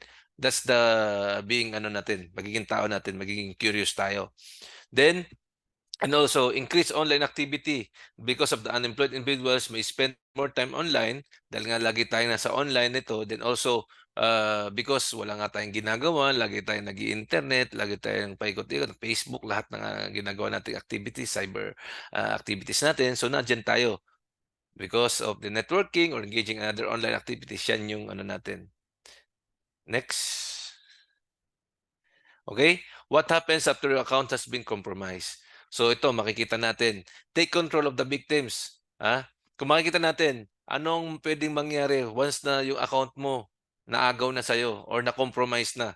So ito makukuging mangyayari niyan is take the control of victim's account and promptly change the user and password preventing the victims from accessing their own account.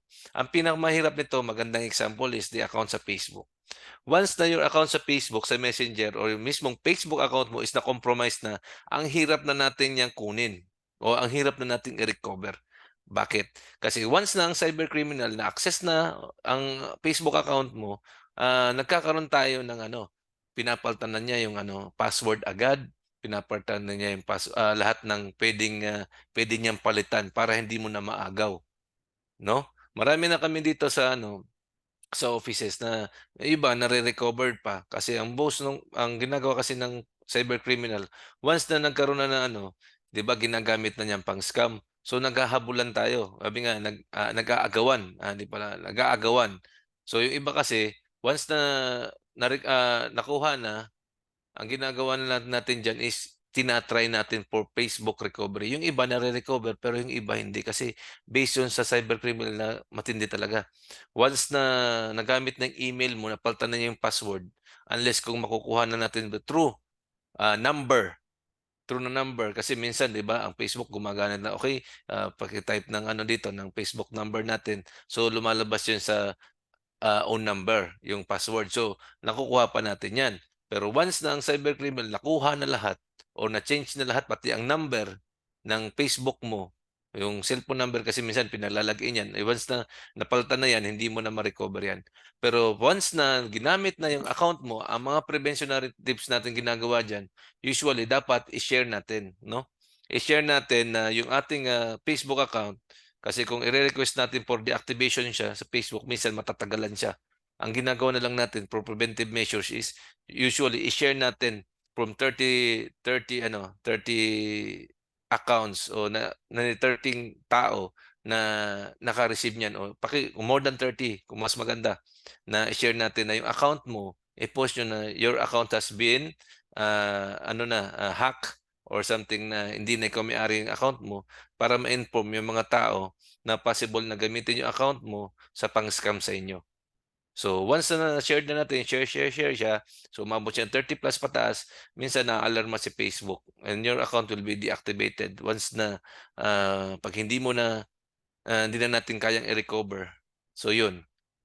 Then also impersonate the victims using their identity for fraudulent online transactions. Yun nga, sinabi ko sa inyo kanina, once your account was been compromised, and then it will be the cyber criminals tool to to gain something from your kakilalas, ganyan, is-send, nahingi ng pera, papatulong, ganyan. Kasi akala nila ikaw yung may-ari, lalo na yung mga close families nyo, lalo yung mga natulungan mong tao, nahingi ka ng pera. So yun na. Then the cybercriminal can easily scam your relatives because pwedeng magbigay ka agad ng pera sa kanya kasi syempre nangailangan ka ng tulong o nangailangan ka ng pera. Then also request money from the victim's family members. Yun lang. Then Facebook friends scam known as emergency scam. Okay, yung kanina, request money. And if the suspect discovers private photos, ito pinakamahirap, or videos, the victims, they might download sensitive information and financial records, potentially engaging in extortion. Usually, once na your Facebook account or your account has been compromised, makikita niya lahat sa'yo. Kaya be very, very careful sa mga Facebook accounts nyo. Lalo-lalo na yung mga masiselan o mga sensitive nating mga photos, mahilig pa naman tayo mag-videos o mga private parts natin, ganyan, or yung mga boyfriends natin doing that such acts nangyari is mga private videos. So diyan nagkakaroon tayo ng problema.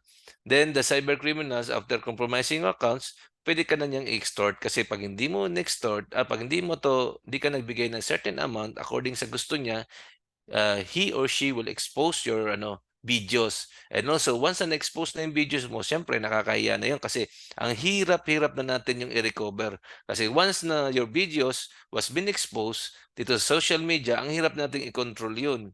Marami na nangyayari niyan. Nagkaroon na tayo ng scandals or something na ang hirap. Ay, ang problema, kahit ma-delete yan, humingi man tayo ng tulong sa taas para ma-delete yan kay YouTube o kay pero wag pa rin natin kakalimutan na meron pa ring dark web na so nakukuha din agad nila yon. Kaya nasi-save din nila agad yon. So seconds or minutes, may possible na sila makapag-save agad from that scandal or from that exposure ng videos nyo ay napupunta kayo sa mga videos, mga papanoorin ng mga tao o sabi nga, pagpepiestahan. Yun. Kaya be very, very careful, lalo na sa mga videos na yan. Okay? So next. So next, please. Okay? What to do if hacks. So ito something na wala naman tayo masyadong board na hacked or something na pero usually ang case yan is kalimitan nangyayari is pwede tayong file ng illegal access. So take the following steps in your account and compromise.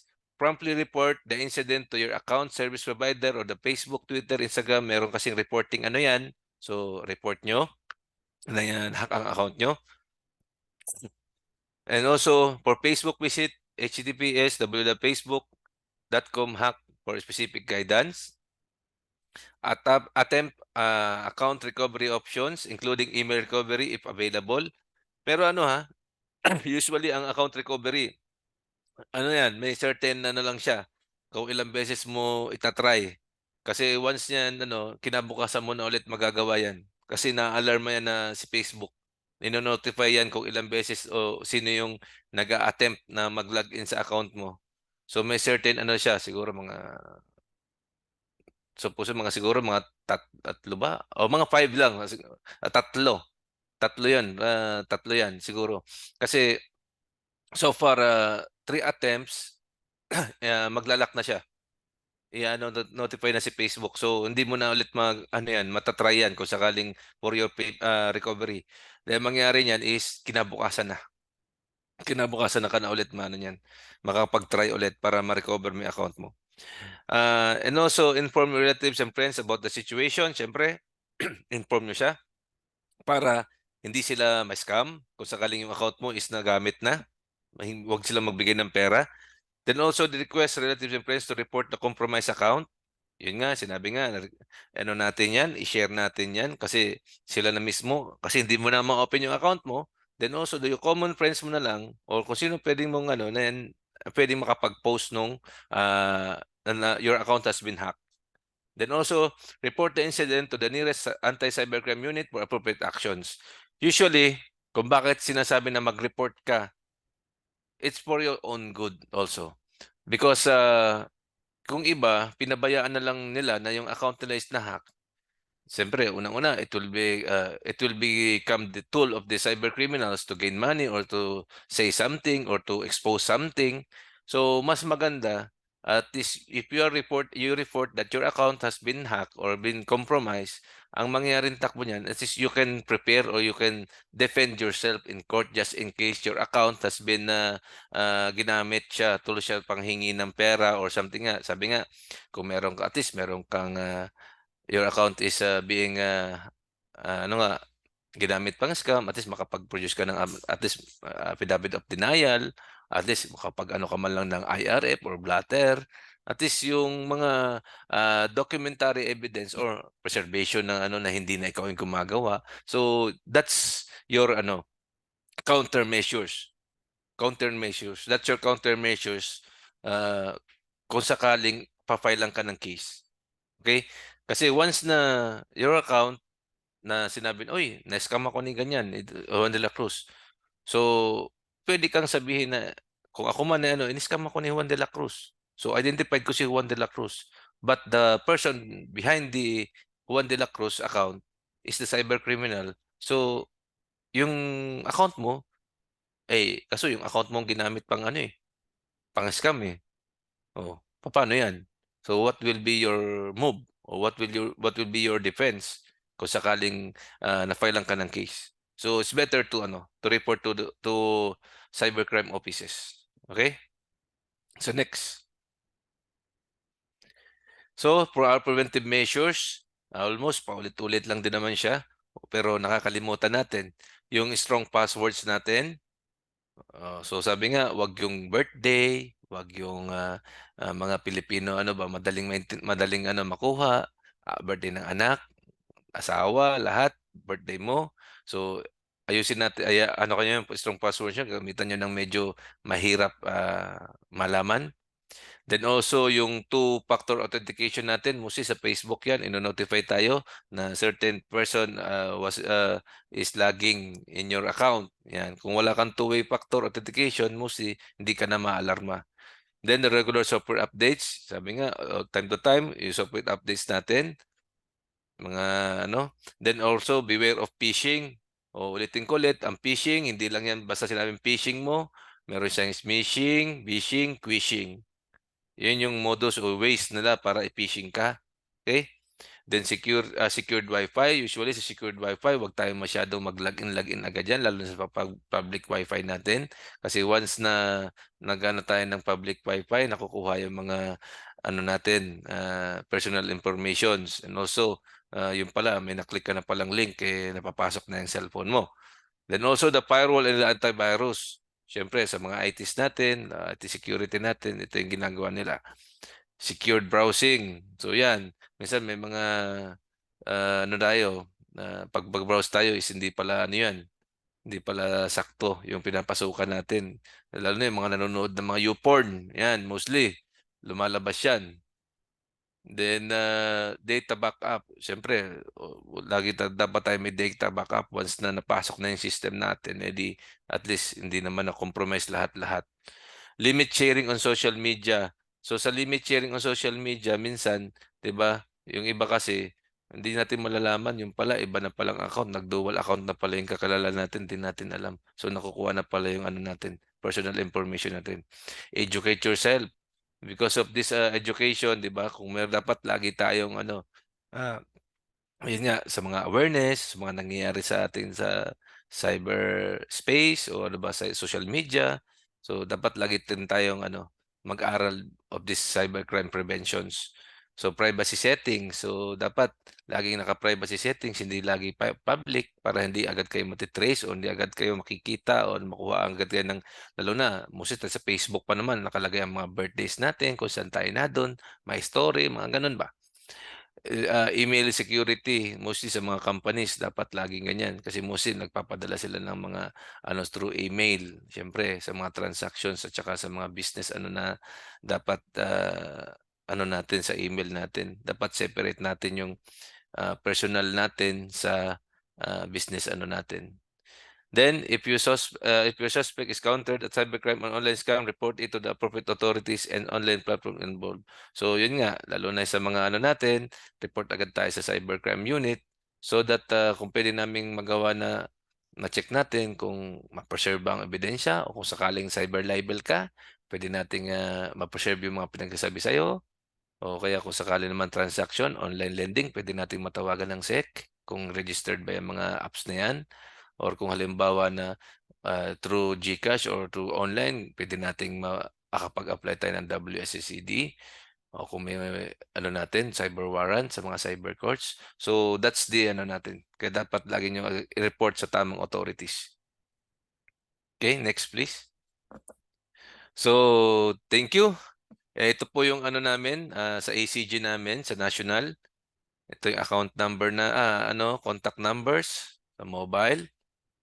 Then also the Vibers sa ACG numbers. And also we have our RACO o yung cybercrime namin sa Cebu, sa Bohol, sa Negros, yan, sa Facebook account natin. So yun. So that's all. And thank you. Thank you so Next. much, Colonel Jumar. Thank Thank you you, so much for ma'am. a very informative session. Can we give a virtual round of applause to Colonel? Yes, can we give him a virtual round of applause, everyone? All right. So yes, we have learned the different types of scam, no, and modus operandi by various criminals, including the QR code that you said earlier, sir, yung squishing, Squishing. squishing. Yes, squishing. Imagine also even yung shipping fee scams, right? Meron din palang ganun na scam. And it tells us really to be careful and think twice before we do anything. So right now, we are opening the session for any questions, but actually, Colonel, we have a lot already via the Zoom chat. So again, guys, you are free to raise your hands and unmute your mic once called, or you may also type in the Zoom chat your questions to Colonel Jumart. So let me read the questions for you, Colonel. No, this one is from Richard Marcos. Because remember last time we had this SIM registration na meron pa nga pong meme na if you are not registered, hindi ka na kilala ng magulang mo, gano'n. But, Okay. this one is from Richard Marcos. What's the impact Ma'am, of paki-click lang muna ma'am yung ano ma'am, yung sorry. slide. Okay. Alright. So, what's the impact of SIM registration in your cybercrime operations? Does it Actually ma'am, sorry. sige ma'am, pakitapos lang ma'am, baka may next pa. Yes, does it Hmm. really work? And according to him, no, I'm still receiving unanimous or unknown numbers promoting online betting games, cash loans, bank transaction scams, etc. Do we have ways to stop this? Actually ma'am, ganito kasi yan, eh. SIM card registration is a big help. Unang-una muna, malaking tulong siya, 'di ba? Kasi na-limit na, kasi unlike dun sa mga burn SIM natin.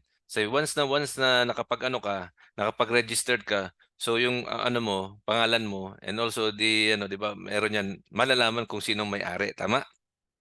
'Di ba? But the problem is, yun nga, babalik tayo.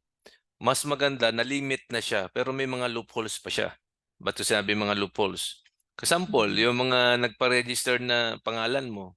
Ikaw, ako is ako nagpa-register ako as ito nga, Jomar Yokanya, ganyan, registered number itong number ko. Eh, ang problema natin kasi minsan dahil nga sa kapabayaan ng mga ano natin, mga nagpa-registered. Example, nawala ang cellphone ko, nanakaw ang cellphone ko. So, yun yung mga loophole dun, eh.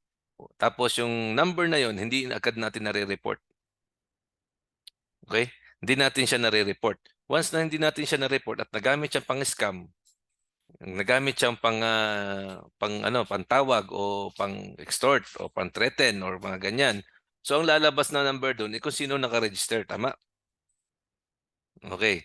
So, mangyayari niyan, because of that, magkakaroon tayo ng mag-a-apply tayo ng warrant to disclose computer data o yung cyber warrant natin sa court to give order to the certain telco na mangyaring takbo diyan is pag once na okay, bigyan mo sa itong palang number na to ay si Joe Mark Kanya na number. Eh kaso nanakaw na yan o nawala na, hindi ako nag-report. So, ang kakasuhan diyan ay si Joe Mark Kanya. Tama? So dahil nga sa gano'n, ako naman si Joe Marcanya kasi dahil nga kulang ako sa awareness o kulang ako sa gagawin ko. So ang mangyayari niyan, hindi ko alam na ako na pala yung may case. So papatawag na lang ako na ganyan, ganyan, ganyan. So dapat as ako nawalan ng cellphone, nawalan ako ng mga ganyan, dapat i-report ko agad. Na pwede ako makapag-execute man lang ng denial or ma-report ko agad sa telco na hindi na po ako niyan o meron po ako certain na police report or the IRF, incident report form na dala-dala or the extract blatter, except blatter na tinatawag nila para masabi ko na hindi na po kasi ako may hawak ng account na yan, nanakaw po sa akin yan. Okay. Kaya nga, actually, SIM registration, it is a big help, but may certain, ano pa rin siya, may butas. Because of that Mhm. mga incident na nanakaw, nawala, hindi nag-report. So, yun. Hanggang doon identification. Tapos sabihin nila, hindi naman ako yung ano niyan eh. So, mas maganda pa rin Mhm. talaga ipa-deactivate na. Kung sakali may mga ganyang instances. But malaking tulong siya. Malaking tulong siya. Hindi katulad nung una, nung wala pa yung Registration Act na yan, na na-experience ko, no, nasa year, ganyan-ganyan pa ako. Para kang nangingisda sa karagatan. Unlike ngayon na medyo identified agad. Kaya it's a big help actually. So what we will need to do is to report right away if Yes. we if our phones are got lost po, ano. Yes, yes ma'am. Opo. Yes. So in relation to that, medyo related na question, no? How come that these scammers get their hands on our personal numbers? This was a question from Andrew Kisumi. Actually, ma'am, 'di ba tayo naman, 'di ba? Hindi natin puwedeng sabihin sa mostly sa mga telcos minsan hindi natin alam. Yun pala meron tayong sasabihin na may sabi natin na nasa inside job, 'di ba? O kaya may certain mga ano tayo is nag-a-attend tayo na, "Okey, list your phone ng contact numbers, contact details." Tama? Not knowing na inilagay na pala natin yung ating contact details dun or minsan naman, mayroon tayong katulad niyan na nagbi-business transaction tayo, 'di ba? Pino-post natin yung mga ano natin, numbers natin, tama? Not knowing na yun pala, ikaw na pala yung target ng certain, cybercriminal na ito si ganyan is, certain siyempre example ikaw katulad mo ma'am, 'di ba? Bigyan kita ng ano, please ano yung contact details mo minsan, oh, 'di ba nagsusulat ka ng contact number mo, not knowing the ano, 'di ba? Kasi hindi mo masasabi na everybody is a cybercriminal kung makikita mo, eh. Hindi mo malalaman kung sino ang cybercriminal although basta as long as, he is a cybercriminal puwede mong sabihin nasa katabi mo, 'di ba? I-social engineer ka. So, yun ang pinakamahirap, 'di ba? Sino ang Correct. tao Mm-mm. na possible na puwedeng magbigay. So, your number will be ano, exposed. Na hindi mo alam na na-expose na pala yung number mo. Then the cybercriminal will act na, "Ay, Mm-mm. ito is ganyan 'yan," gano'n. Or something puwede sabihin na natin na pasukin niya yung ano, yung isang, system para makuha yung mga, kung ikaw naman may business katulad no'n 'no, kung clients mo man, pasukin ko yung isang system na ganyan, so makukuha na 'yun, i-expose na 'yun, pati yung trademarks, pati lahat.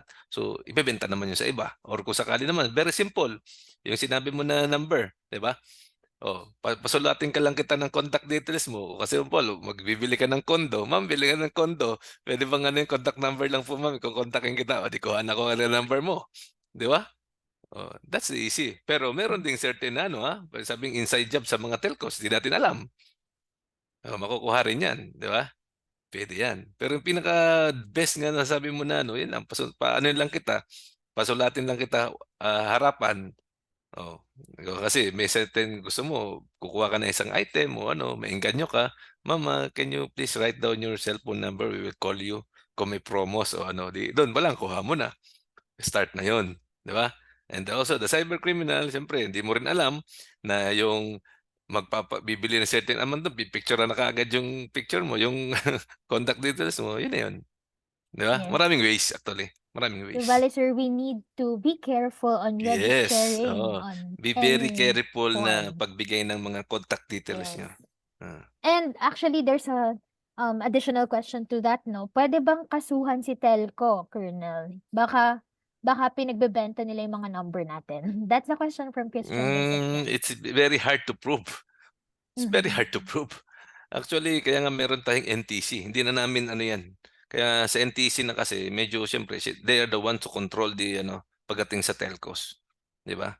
Kaya pagdating sa cases niyan, it's hard to prove that telcos are ano, giving such, privacy. Kaya nga si telcos, once na kung nakikipagtulungan nga sa atin si telco, once na to make it, legal, kaya nga nagpa tayo sa court ng WDCD, Warrant to Disclose Computer Data, then the telcos will give you to protect a certain privacy of the individual or an entity. Kasi hindi man sila puwedeng magbigay agad ng ano, kahit sila natatakot din agad-agad na magbigay ng ano, ng personal information ng tao, kasi For bawal 'yun. sure. Bounded din po Yes. sila ng data privacy. Yes, All oo. right. So another question from Christian Joseph Yamson. No? I have a colleague who had her FB hacked recently. She has already activated the 2FA feature, has a strong password, and is completely mindful of other ways to secure her social media account. Does this mean that hackers do really have a way of hacking individual accounts using brute force? Would you advise people to refrain from using it since FB security is kind of unreliable? So this is actually related to the question of Konichu, how can we prevent our FB accounts from being hacked? Actually, yung kaninang sinabi ko na prevention, 'di ba, nandun lang din naman siya. As shown kanina, 'di ba, sabihin mo natin lahat strong password na, lahat. Eh, di parang, kasi lahat naman kasi is vulnerable, eh. Actually, hindi lang naman porke sa ano, is minsan gumamit ka ng public wifi mo o certain hindi mo lang alam may nag-click ka na pala or certain yan gumamit ka pala ng ibang computer na may computer nalimutan mo yung password. Minsan may mga technical human errors din, eh. Oh, sample, gumamit ka sa computer ng opisina mo. Mga ganyan ba. Kasi lahat lahat kung titingnan nating mabuti, despite of ano, 'di ba sa security mo lahat nagawa mo na, eh, papaano yung mga acts mo as a human ano, sample gumamit ka ng devices na hindi sa'yo o nakigamit ka cellphone ng may cellphone, mga ganyan. Oh, also yung sample yung yung cellphone mo sira na tapos pinaayos mo, binigay mo, na-hack dun sa cellphone repair. So kahit anong gawin mo na yan siyempre talagang because of human errors, eh, maha-hack at maha-hack talaga yan, 'di ba? Kaya mostly yung mga cellphone natin diyan 'pag, iniiwasan din agad natin sa cellphone repair shop, 'di ba? Or kung gagamit tayo ng FB account natin, makikigamit tayo ng ibang ano, so mga possibility yan o sa mga wifi, 'di ba? Yan yung puwede nating, iwasan kahit anong sabihin mong strong password niyan kung dalawa na nagla-login diyan o kaya nakuha na ng cybercriminal, matagal na palang nakuha din tapos saka ka pa magagawa ng mga ano, so medyo ano na siya, late na, 'di ba? Mm, yes. So, And lahat bale naman kasi is ano, eh, vulnerable, eh, wala naman kasing hindi yeah. vulnerable. Ang inaano lang natin diyan siyempre iniiwasan natin yung pinaka-basic na dapat din natin gawin. Although nagawa mo na lahat yung mga sinabi ko sa'yo, pero nakigamit ka naman ng computer na may computer, cellphone na may cellphone, o kaya pina-repair mo naman yung ano mo, so makukuha pa rin 'yan, 'di ba? Mm, So lahat 'yan, human errors, 'di ba? mm. Or maybe, sir, yung, ini-encourage ni cybersecurity team that we can use password manager, no? For us Kahit to not na lose our passwords. actually yung password manager 'di ba, mostly 'di ba, at least kahit sabihin natin na naano mo na, pero yun nga, dahil nga sa Facebook mo, nalimutan mo yung cellphone, Mm, pumunta ka nga sa ano, nakigamit ka nga ng computer na may computer o cellphone na may cellphone, siyempre hindi mo alam na-save mo na pala dun yung ano, yun ang iiwasan din natin. Then also, kasi okey na tayo sa ano, eh, sa mga 'di ba sa mga sinabi ko kanina, eh. Pero pagdating sa human acts na lang na ano, yung pinaayos mo yung cellphone mo, 'di ba? Oh, sa mga repair shop. So, 'yan yung mga possible pa na kahit anong gawin mo dun sa ano natin tapos yung pala, eh, gumawa ka ng mga gano'ng moves, 'di ba? So, makukuha pa rin siya. Yun yung ano, 'di ba? mm. Iwasan din yun actually, iwasan din yung mga gano'ng galawan. Hmm. So, apart from that, Colonel, meron bang tinatawag daw na brute forcing na ginagawa ng hackers? Wala namang iba sigurong, brute forcing unlike kung may kakaroon ka ng link. Tasking. Kasi kung gigibain mo naman yung system, eh, iba na yun. If you're not the expert, may possible na puwedeng gawin pero kung titingnan natin kung isang account lang yung gigibain mo, bakit isang account lang gigibain mo? Gaano ka kaimportanteng tao, 'di ba, para yun lang yung gawin mo. 'Di 'di ba? Parang yun lang yung ano, papasukin mo yung ano, kaya nga gagamit yan ng ang cybercriminals using the the social engineering. Yun nga yung ta-timingan ka kung kailan ka ano, kung kailan ka weak o kailan ka busy, kung kailan ka something na ano ba, yun eh. Kasi o kailan ka sabi nga kailan ka niya maloloko meaning yun ba, yung example, yung iba kasi yung mas kapani-paniwala ba na magbibigay example yung pinaka-close friend mo, 'di ba? Yung close friend mo, yun pala na-hack na pala yung account niya saka sabihin na, "Uy baka puwede namang ano, itong number ko, ano bang number mo, ganyan, ano bang password mo kasi may che-check lang ako kasi gano'n, gano'n." Eh, siyempre may sikreto kayo dun, yun yung mga time na ganyan ba, na hindi mo not knowing na cybercriminal na pala yung humihingi sa'yo, yan yun, 'di ba? Dahil pinag-aaralan ka, yan yung social engineering na tinatawag nila. Hindi puwede yung basta-basta Mm, na, makukuha mo siya over time, 'no, hindi. yes. Hindi yan. Pinag-aaralan nila yan kung kailan sila papasok. Alright. Yan, Moving oo. on, Colonel, no? Colonel, can we say that networking groups are a form of scam kasi they promise on investments? If not, how do we know that networking groups are not a scam? This question is actually from Andrew Kisubin. Networking group, 'di ba? Mostly sa networking group naman natin, 'di ba, mostly is parang nagiging, may product tapos iikot, 'di ba? 'Di ba? Bibili ng product, ganyan, magbibigay ng certain amount, ganyan. Ito parang package, ganyan. Marketing strategy naman kasi 'yan kung titingnan nating mabuti. Pero once na humingi na siya ng certain amount na mga too good to be true na kung 100 nagbigay ka ng ₱50 tapos kikita ka ng gano'n, siyempre mapapaniwala ka, siyempre maeengganyo ka because nature of humans is, greediness, 'di ba? O kaya kumigin ka instant money, gano'n. Actually, hindi lang naman yung investment is ano, actually hindi lang din naman sa online 'yan, nangyayari, yung mga Ponzi scheme na 'yan. Di mo rin masasabi na yung networking group, sabihin na scam kasi may item na binibigay, 'di ba, tama? Kasi binibili mo. Ang nangyayari lang 'pag nag-package lang sila plus yung membership plus ano, para rin yang ano, marketing strategy nga, 'di ba? Pero once na saka sila nagkakaproblema, once na nawala na yung tao yung sabi nga yung pinaka parang team leader nila na nagkakaroon na ng scamming 'yan. Kasi yung iba sample, bigyan kitang sample, certain na, bigyan sa sample, magkaroon lang ng isang ano, isang item product.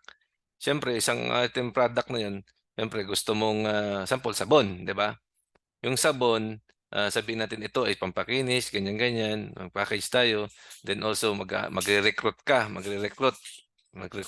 kasi networking nga, o ikaw yung ano, ito. Pero bibili mo yung sabon na mangyari niyan, sabon is magiging ₱1,000.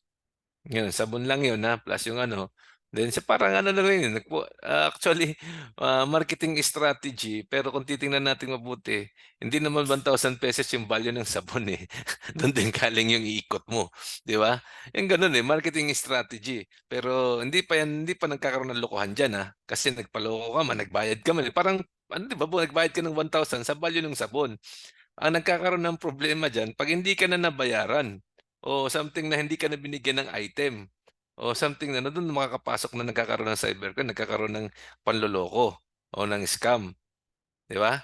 Pero kung binibigyan ka ng certain item na worth value ng sabon is ₱1,000 at pumayag ka, so walang crime na nangyari dun, 'di ba? It's a matter of marketing strategy. Yung gano'n lang, gano'n yung proseso. Pero once na nagbigay ka ng 1,000 hindi ka binigyan ng ano o hindi na nagpakita sa'yo yung tao, 'yan na, may scam na nangyari diyan, 'di ba? Yeah, I Tama, see. That's good to mm. know. All right. Last question. Apologies, team. We have um only a minimum time just to answer the questions, but maybe we can send the questions to Colonel na after. But the last question would be coming from Peter. From Josh from Snap. Does the Philippines have an internet resilient plan to foreign conflicts? Mhm. Actually, pagdating sa mga ganyan ano, overseas na ano, with regard sa mga cyber, actually meron naman tayo niyan, Marami naman diyan kasi working out naman ng government natin diyan. Ah, Time to time sa cybersecurity ano naman, sa DOJ, sa crime ano natin, actually meron 'yan. Hindi naman na-stop ang ano, ang Philippine na ano, cybercrime. Ano ba 'to, may ano 'yan, Actually, yun na lang, meron, sabihin natin meron. Meron talagang ano, continuous tayo diyan, walang problema 'yan. Ang pinag-aano ng Pilipinas kasi do'n papunta tayo sa future ng ano, ng cyber, So, meron talaga, meron 'yan.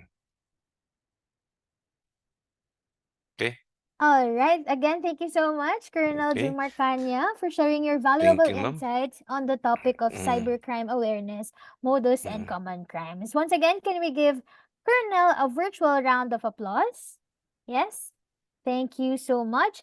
All right. So, for everyone who has sent in their questions, apologies. We will be just sending this to Colonel and then we will give you his answers after this call. And that's it, folks. We have concluded today's session. And we believe, no, that feedback is a gift. So I'll just stop share. Feedback is a gift. So we will to help us improve on the next sessions. Feel free to give us your comments for today's session as well as to our speaker by scanning the QR code that will be flashed on your screens that is right now. So before we end, while you guys are answering, we would also like to promote that on April 23, we will be having another session in celebration of the Physical Security Awareness Month, where we will talk about the national security outlook. This will be a hybrid event, but the event will be happening at Cafe, at NAC Tower Cafe. So please stay tuned for more updates. Again, this will be on April 23 and about the national security outlook. And that's it. Once again, thank you so much. And this has been the hashtag Learning Lunes, Cybercrime Awareness, Modus, and Common Crimes. Thank you all so much. And please scan the QR code to send us your feedback.